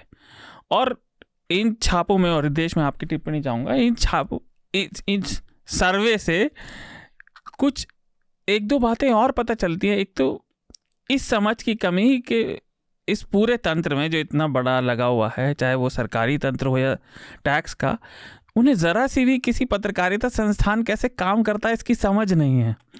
उन्हें लगता है BBC वर्ल्ड, जिसका एक भाग भारत में BBC के दफ्तर हैं, उसका BBC 2 से कोई लेना देना है। BBC 2 डोमेस्टिक यूके को सर्व करता है, और BBC 1 जो है, जो समाचार संस्था है, वो अलग है। ये तीनों अलग अलग इंडिविजुअल एंटिटीज़ हैं जो BBC बैनर के अंदर काम करती हैं। दूसरी चीज, राजनीतिक समझ की भी कमी है। मैं उसी पे आ रहा हूँ, जो बात आप सेकंड कह रहे हैं, बाकी बातें दोनों पैनलिस्ट ने कवर कर दी हैं। मैं इतना ही कहना चाह रहा हूँ कि सरकार, जो ब्रेजननेस की बात जो स्मिता कह रही हैं, मैं उसमें बात जोड़ना चाहता हूँ कि सरकार में इतना कॉन्फिडेंस इसलिए आ रहा है क्योंकि अगर आप सोशल मीडिया में टिप्पणी देखिए, और जो हम अभी बुलडोजर संस्कृति की बात कर रहे थे, वो इस तरह के मामलों में भी है।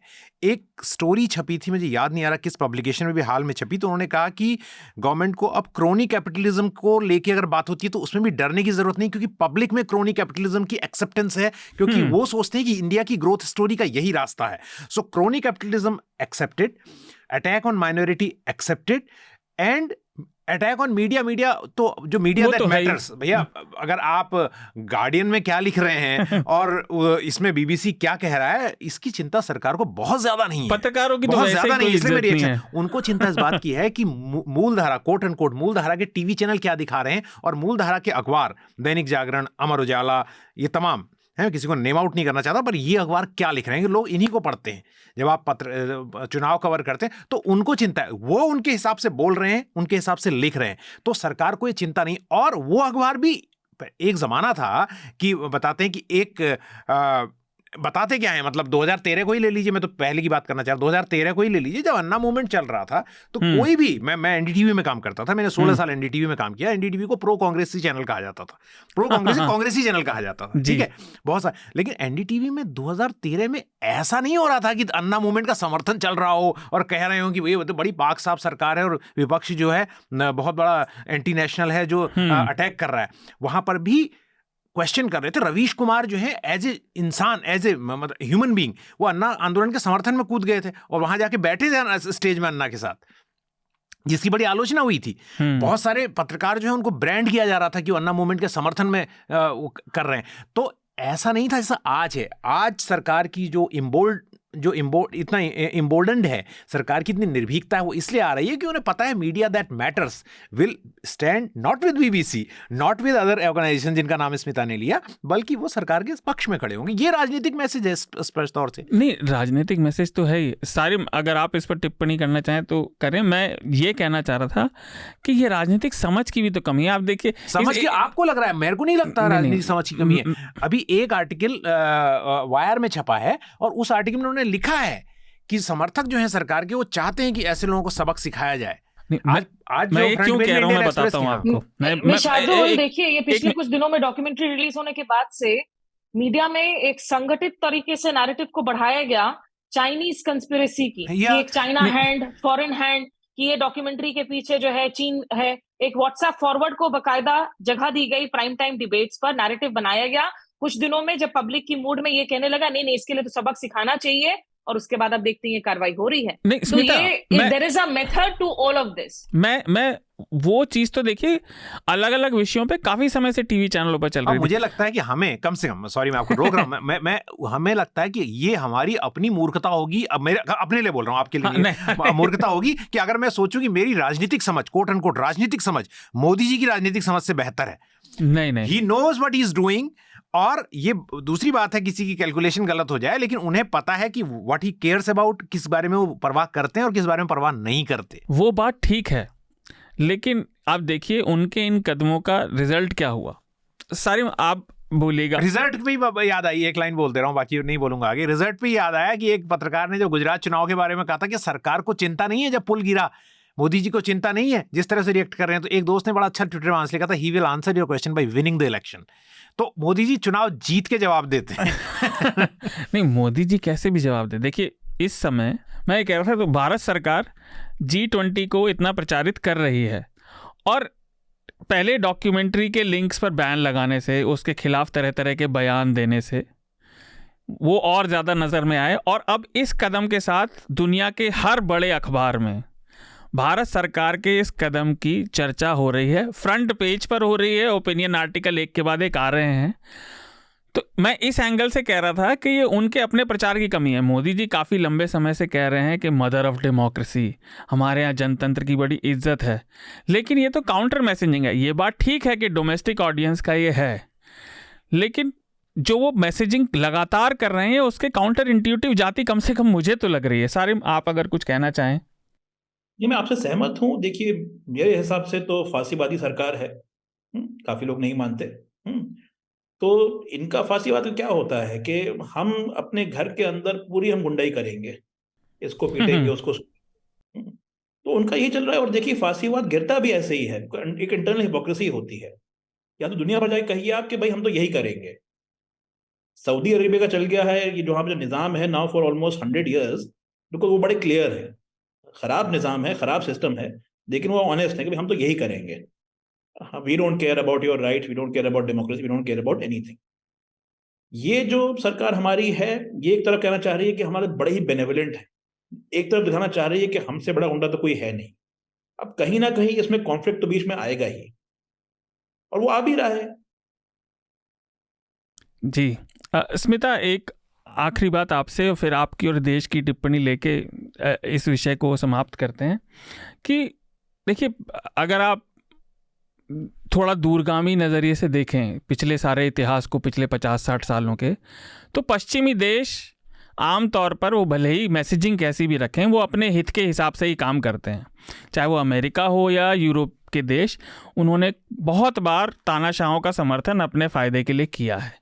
तो जो आपने बात कही वो ठीक है कि आज उन्हें ज़रूरत है भारत की, उन्हें जियोपॉलिटिक्स के हिसाब से, इकोनॉमी के हिसाब से लग रही है, लेकिन तब भी ये जो सारी दिक्कतें हमारे समाज में आती जा रही हैं, ख़ासतौर से पत्रकारिता के नज़रिए से मैं पूछ रहा हूँ।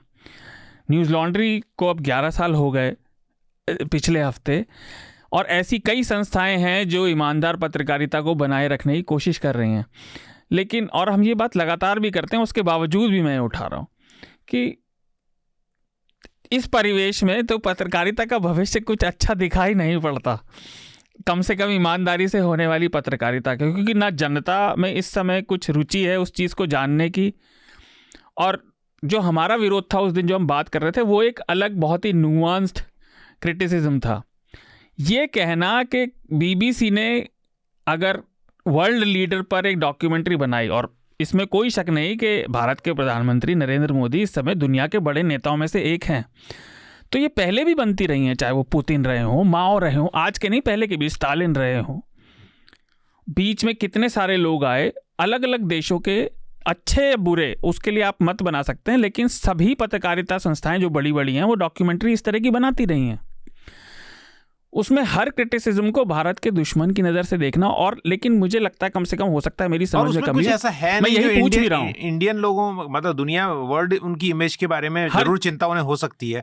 उस डॉक्यूमेंट्री में ऐसा इंडियन कुछ है ही नहीं, पता हो। हाँ, किसी को दुश्मन, हमेशा दुश्मन या मित्र की तरह पत्रकारिता में देखना है, बड़ी अजीब सी परिवेश बन गई, और इसकी परिणति मुझे समझ नहीं आती। क्या आपको दिखती है? ये जो मतलब अमेरिका में जो नियोकॉन्स की पॉलिसी थी ना, कि जब घर में दिक्कत हो तो बाहर युद्ध की बात करो, युद्ध छेड़ने की कोशिश करो। यहाँ पर जो प्रॉब्लम है इंडिया की राजनीति में, जब जब इस तरह के स्ट्रॉन्गमैन लीडरशिप देखने को मिली है भारत में, वो इंदिरा गांधी हो या अब नरेंद्र मोदी जी हो, जो फॉरेन हैंड को बार बार इन्वोक किया जाता है। आप उपराष्ट्रपति धनखड़ जी के बयानों को देखें, इंट्रूजन की बात कर रहे हैं कि फॉरेन इन्फिल्ट्रेशन, फॉरेन इंट्रूजन को रोकने की जरूरत है। ऐसी कुछ बातें उन्होंने शायद पत्रकारों को कही हैं, जिसकी रिपोर्ट आज थी इंडियन एक्सप्रेस वगैरह में। तो ये एक adhering within communities and foreign hand, external, internally आप कहते हैं कि ये अदर कम्युनिटी है जो मुझ पर अटैक कर रही है, और एक्सटर्नली आप कहते हैं कि ये जो विदेशी ताकतें हैं जो मुझ पर अटैक कर रही हैं, इसे एक राजनीतिक टूल के तौर पर इस्तेमाल किया जा रहा है। और इसके बहुत दूरगामी जो है इसके नतीजे होंगे। इसकी चिलिंग में से देखिए, हमारे पत्रकारों में जो लोग आज की तारीख में, हम स्वाधीन पत्रकारिता भी कर रहे हैं, फ्रीलांस जर्नलिज्म भी कर रहे हैं, मुझे नहीं लगता कि इसमें कोई शक है कि हम लोगों में भी आज की तारीख में बहुत सेल्फ सेंसरशिप होता है। मैं ऐसी बहुत सारी बातें हैं जो आज ट्विटर पर लिखने के बाद 3-4 बार सोचकर उसे डिलीट कर देती हूँ, उसे ड्राफ्ट मोड में भेज देती हूँ। सेल्फ सेंसरशिप बढ़ी है पिछले कुछ सालों में। जब जब पेगासस का मामला आता है, जब जब ऐसे सर्वेस का मामला आता है, इंसान खुद को सेल्फ लिमिट करना शुरू करता है। आपके ड्राफ्ट हमारी पढ़ना सूत्रों को चाहिए लेकर हमें हमारी सूत्रों सॉरी मैंने कहा मैं आपके ड्राफ्ट पढ़ना चाहूंगा कभी आपसे मिलके, जो आपने ड्राफ्ट वो some things I will take to my grave, जैसा प्रणब मुखर्जी कहा करते थे। We all have our drafts to be taken to grave. The point is कि ये जो मतलब जो बात इन्होंने कही, सलीम साहब ने, वो सबसे जरूरी बात है कि देखिए, या तो अगर आप चीन हैं, सऊदी हैं, रूस हैं, तो लोगों को पता है कि ठीक है, ये आप एक डिक्टेटरशिप हैं, आप एक ऑटोक्रेसी हैं, आप एक मोनार्की हैं, यहां पर इस तरह का बर्ताव चलता है। लेकिन अगर आप दुनिया भर में बार बार ये कह रहे हैं, और जो सही बात भी है, हमारे आज की तारीख में हम अगर अपने नेबरहुड को ही देखें, आप पाकिस्तान का हिस्सा देख ले, आप बांग्लादेश के इतिहास को देख ले, आप म्यांमार को देख ले, इन सारे देशों के मुकाबले हमें गर्व है, हमें फक्र है भारत की लोकतंत्र पर, जिस तरीके से हम लगातार जो है मजबूत हुए हैं। और इसीलिए जरूरी है कि हम अपनी लोकतांत्रिक जड़ों को मजबूत करें। और अगर आप खुद को मदर ऑफ डेमोक्रेसी कहते हैं, अगर आप लोकतंत्र होने पर आप गर्व महसूस करते हैं, तो फिर आपको इसके लिए लड़ना होगा। और इसमें अगर आप प्रेस की आप आवाज को आप पूरी तरह से कुचल देना चाहते हैं, दबा देना चाहते हैं, प्रेस की बदौलत जो है, प्रेस ने अगर हकीकत दिखानी बंद कर दी, अगर कोई भी ऐसा तबका बाकी नहीं रह गया जो आपसे सवाल पूछ रहा हो। आज की इतनी अनफॉर्चुनेट बात है, 2013 तक वो पत्रकार जो कॉमनवेल्थ गेम्स को लेकर, जो तमाम दूसरे घपलों को लेकर, भ्रष्टाचार को लेकर सरकार के, उस वक्त की सरकार के कपड़े फाड़ रहे होते थे, और उन पत्रकारों को हम रिस्पेक्ट करते थे। उनके शोज मैं मिस नहीं करती थी, रात के 8-9 बजे मैं बैठती थी पूरी इज्जत के साथ देखने के लिए उन बड़े संपादकों को कि देखो इसे कहते हैं पत्रकारिता। लेकिन वो जब सवाल पूछना बंद कर दे, और ना केवल खुद सवाल पूछना बंद कर दे, बल्कि अपने ऐसे फेलो जर्नलिस्ट को जो सवाल पूछ रहे हैं उनको अगर आप लेबलिंग करना शुरू कर दे। बड़ी बात यह हो गई है कि आप पत्रकारों पर लगातार लेबल किए जा रहे हैं कि अगर आप एक्स से सवाल पूछ रहे हैं, इसका मतलब है आप प्रो वाई हैं, इसका मतलब है आपको किसी विदेशी ताकत ने पैसे दिए हुए हैं, इसका मतलब है आपको या तो ISI से पैसा आ रहा है, या तो आपको चीन पैसा दे रहा है, इतने तो हमारे घर होने चाहिए, मकान होने चाहिए अगर इतने पैसे आ रहे हैं सवाल पूछने की वजह से। अभी तक ज्यादातर हम लोग जो है किराए के मकानों में रह रहे हैं। हाँ, तो ये एक बहुत और इसके लिए तब तक चीजें नहीं बदलेंगी जब तक जनता के मन में अगर आज इस बात को लेकर एक स्वीकृति है कि नहीं, मन की बात ठीक है, प्रधानमंत्री जी को प्रेस कॉन्फ्रेंस करने की क्या जरूरत है, वो तो हमसे सीधे संवाद करते हैं। जनता को ये समझना होगा कि ये जो संवाद है वो तरफा संवाद है, ये दो तरफा संवाद नहीं है। जब तक उस बात को जनता अब स्वीकार नहीं करेगी और सवाल नहीं पूछेगी, तब तक खुद जर्नलिज्म के अंदर भी, मैं तो बच्चों से आजकल जब जर्नलिज्म स्कूल जाती हूँ कहती हूँ कि भैया कोई और ऑप्शन है तो पहले उसे देख लो, अगर उन विकल्पों में जो है फिलहाल कोई करियर नजर ना आए तब वापस आ जाना न्यूज रूम। जी हृदय, इतनी सारी देखिए बड़ी बड़ी बातें हो गई, मुझे बड़ी हंसी। बड़ी नहीं, ये जरूरी छोटी छोटी जरूरी बातें हैं। आपसे मैं कुछ पूछने वाला हूं, आप भी उन्हीं लोगों के साथ। नहीं, मैं तो पता नहीं किसके साथ हूं, मैं खुद भी नहीं जानता, बताना जरूरी है।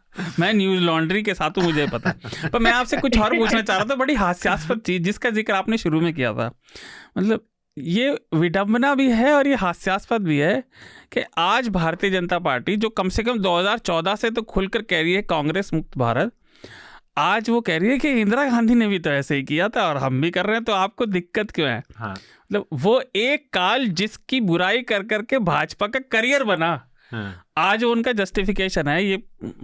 तो अरुण शौरी ने क्या गलत कहा था कि Congress, BJP has become Congress minus cow, plus cow Arun Shourie भी नहीं, मैं वो नहीं कर, अगर वो ऐसा करना चाहते हैं। और इस बात में मैं ये बात बाकी दो पैनलिस्ट की ओर से भी एहतियात के साथ कह सकता हूं कि इसमें कोई शक नहीं है कि जो चीजें नरेंद्र मोदी कर रहे हैं वो अपग्रेडेड वर्जन है जो कभी कांग्रेस कर चुकी है। लेकिन हमारा कंटेंशन ये है कि जब आप ये कहते हैं कि शार्दुल खराब है और शार्दुल के राज में बहुत मुश्किल थी, तो हृदय जो थी, मुझे लगता है तो अब हृदय जोशी का अगर शासन आता है तो वो कैसे अपनी को जस्टिफाई कर सकते हैं अगर वो वही कर रहे हैं जो शार्दुल ने किया?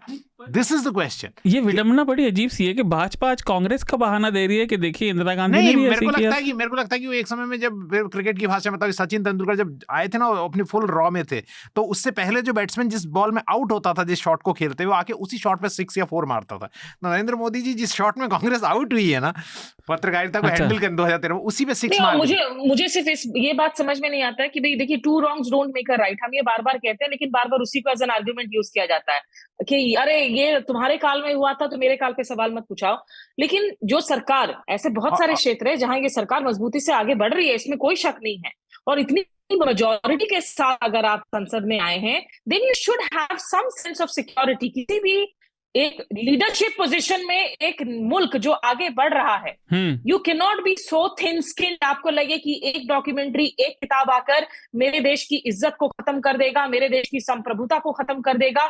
थोड़ा खुद पर भरोसा रखें, थोड़ा खुद पर यकीन रखें। और इसका उल्टा भी हो रहा है। कांग्रेस इज रूल्ड स्टेट, चाहे वो एक ही है, 2 ही है, वो भी बहुत, दे आर लर्निंग फास्ट, वो नरेंद्र मोदी बहुत तेजी से सीख रहे हैं, और वो भी पत्रकारों को वैसे ही दमन कर रहे हैं। हमें छत्तीसगढ़ से ऐसी ही खबरें मिलती हैं।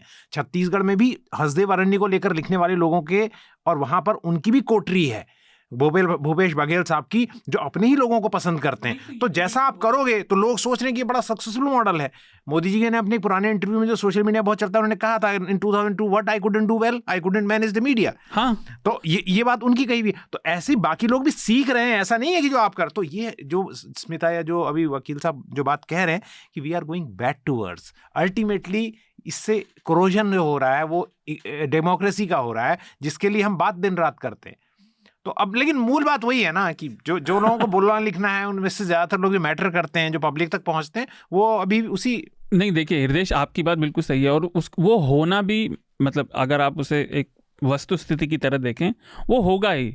वो नेता भी सीख रहे हैं ना कि सत्ता को पाकर उसको बनाए कैसे रखा जा सकता है। तो वो एग्जाम्पल उन्हें जो दिख रहा है वो तो ही जो सिक्का चलता है वही उसी को सब फॉलो करने तो मतलब लगते ये हैं। नहीं है कि केवल ये कर रहे हैं, लेकिन इनके खिलाफ हम इसलिए चुप नहीं बोलेंगे क्योंकि राज्यों में भी वही कर रहे हैं। ये जो बताया जाता है ना, भैया जहां गलत हो रहा है हम बोलेंगे, वहां तेलंगाना में गलत हो रहा है तो बोलेंगे, तमिलनाडु में गलत हो रहा है तो बोलेंगे, हर चीज केरल में partition सीपीएम हो अगर गई गलत है। कर रही है, जब नंदीग्राम हो रहा था तो सीपीएम के लोगों ने, मैं अगर सुन रहे हैं तो मैं उनको कहना चाहता हूं, उन्होंने मुझसे कहा कि नंदीग्राम जाकर हमारे खिलाफ गलत सलत बोल रहा है, लिख रहा है। मैंने नंदीग्राम से प्रोग्राम बनाया था, इसमें लिखा था सीपीएम का सलवा जुड़ूम एक बहुत ही नेगेटिव वर्ड था उस वक्त, क्योंकि वो छत्तीसगढ़ में हुआ था। तो सीपीएम का कार्टर भी वैसे ही मार रहा था। फिर माओवादी जो है वो ममता बनर्जी, माओवादियों के आजाद जो थे, माओवादियों के नेता, उनके पक्ष में ममता बनर्जी के बयान है, आप जाके उस वक्त की चुनावी रैलियां देख लीजिए। और उसके बाद फिर ममता बनर्जी ने आके क्या किया।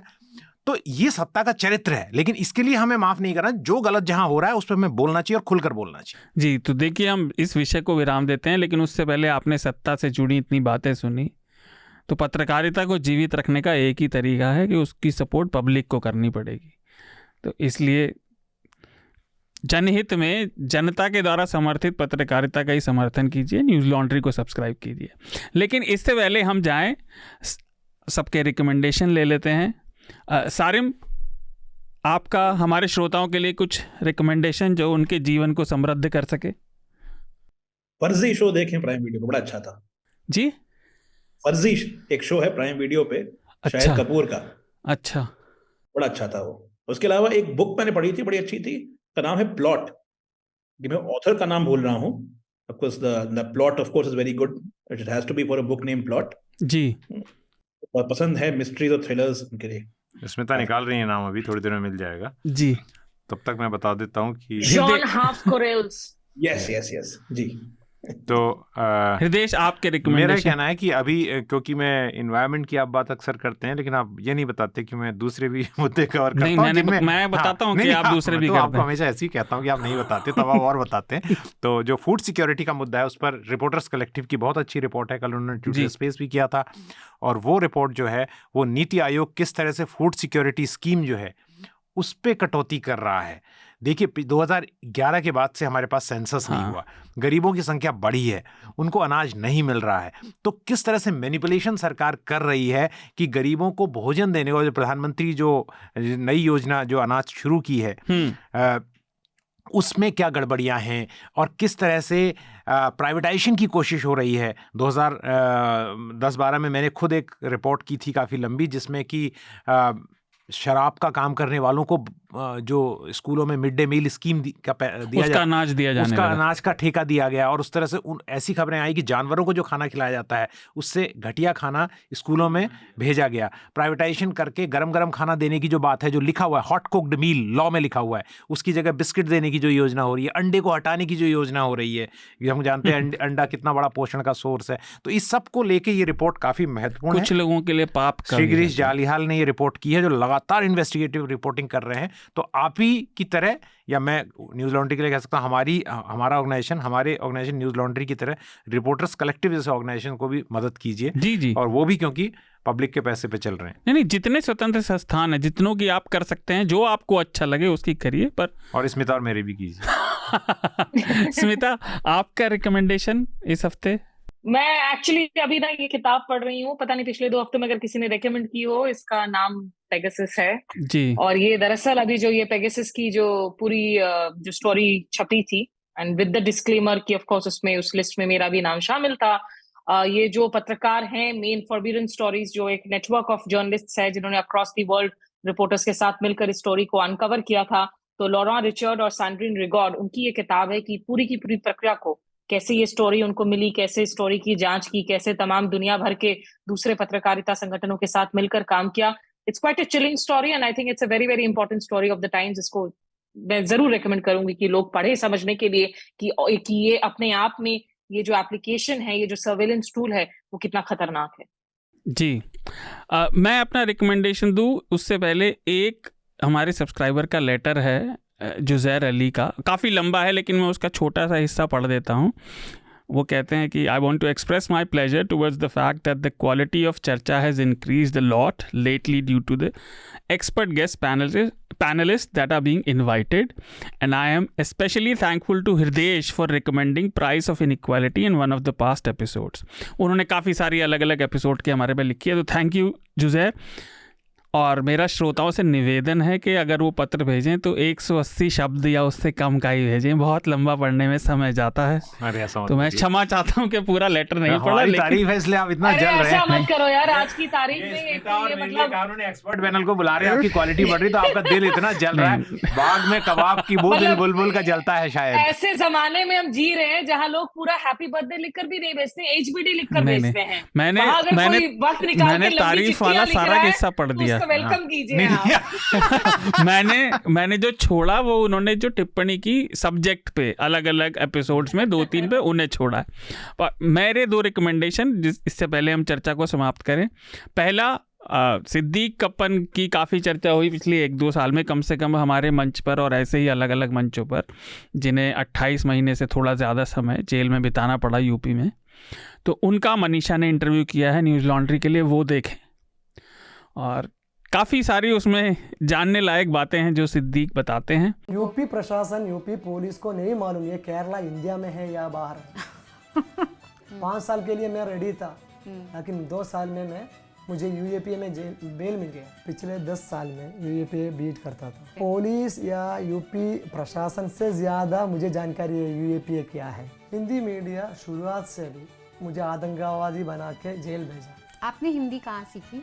मैं प्री डिग्री तक हिंदी पढ़ा केरला में। ओके। हम हिंदी का खिलाफ नहीं है। इन लोग मलयालम का खिलाफ है। फिर जेल एक पाठशाला था मुझे। ईडी का एक स्टाइल है, मतलब लिखना है, क्वेश्चन भी हम, वो क्वेश्चन बताएगा हमको, क्वेश्चन भी हम लिखना है, आंसर भी हम लिखना है। एक एग्जाम टाइप, चार्जशीट में एक दूसरा भी एक है। मैं उधर गया, हाथरस पहुंच गया, उधर मैं स्पीच दिया और पैसा डिस्ट्रीब्यूट किया। आज कितना तारीख? 2023 फरवरी है, 11 तारीख। अभी तक मैं हाथरस नहीं गया। यूपी सरकार से और इंडियन गवर्नमेंट से बहुत शुक्रिया अदा करता हूँ मैं। मुझे 28 महीने जेल भेज के मुझे एक अच्छा हिम्मत वाला इंसान बनाया सरकार। दूसरा एक गेम है ब्लॉन्क। ये नया इंडी गेम अभी आया है, और आप अगर गेमिंग में थोड़ा भी इंटरेस्ट रखते हैं, और ये बिल्कुल भी मार कार्ड जैसा नहीं है, तो वो खेलें। स्पेलिंग क्या होगी? ब्लॉन्क, BLANC। देखिए एक आपको मिल गया, आपका साथी जो इंटरेस्टेड है इन गेम्स। तो ये 2 मेरे इस हफ्ते के रिकमेंडेशन हैं। एक बात मैं कहना चाहता हूँ जाने से पहले, क्योंकि हमेशा ऐसा होता है, जो मेरे परिवार के लोग भी चर्चा सुनते हैं, वो कहते हैं कि चर्चा में जो आपकी रिकमेंडेशन होती है, मैं नहीं कह रहा हूँ आज जो बताएगी रिकमेंडेशन वैसी हैं, वो बहुत ज़्यादा गंभीर होती हैं। आप थोड़ा बहुत, मैंने कहा शार्दुल तो बताते हैं, तो मैंने हमेशा लगातार गंभीर ही बताता हूँ, और आज भी जो बताया वो थोड़ा गंभीर है। लेकिन अगर कोई आदमी बहुत लाइट रीडिंग करना चाहता है तो हमेशा उठा कहता हूँ जिम कॉर्बेट की माई इंडिया में एक बार फिर से पढ़ रहा हूँ। अच्छा। उसमें उस इंसान का हिंदुस्तानियों के साथ रिश्ता है जी, और वो उसका जिक्र आपने पहले भी किया है। मैंने किया होगा, क्योंकि मैं जिम कॉर्बेट और जॉर्ज ऑरवेल का नाम लेते रहता हूँ, और उनकी बहुत सारी किताबें, तो इस बार मैंने इस किताब का कम से कम नहीं बताया होगा। नहीं। तो माई इंडिया एक बहुत ही खूबसूरत किताब है, बहुत ही सिंपल कहानी है, लाइट रीड है, लेकिन कमाल की किताब है। तो वो ज़रूर पढ़ें कि उनका अलग अलग हिंदुस्तान के हिस्सों में जो वो रहे, तो उनके हिंदुस्तानियों के साथ क्या रिश्ते थे। आपको हंसाएगी भी किताब, खुश भी करेगी, आपके आंसू भी आएंगे, लेकिन आप अच्छा लगेगा आपको। धन्यवाद। इस हफ्ते की चर्चा को यहीं पर विराम देते हैं। सारिम, स्मिता, हृदेश, आप तीनों का बहुत बहुत धन्यवाद। आपका भी बहुत बहुत शुक्रिया। Thank you. धन्यवाद।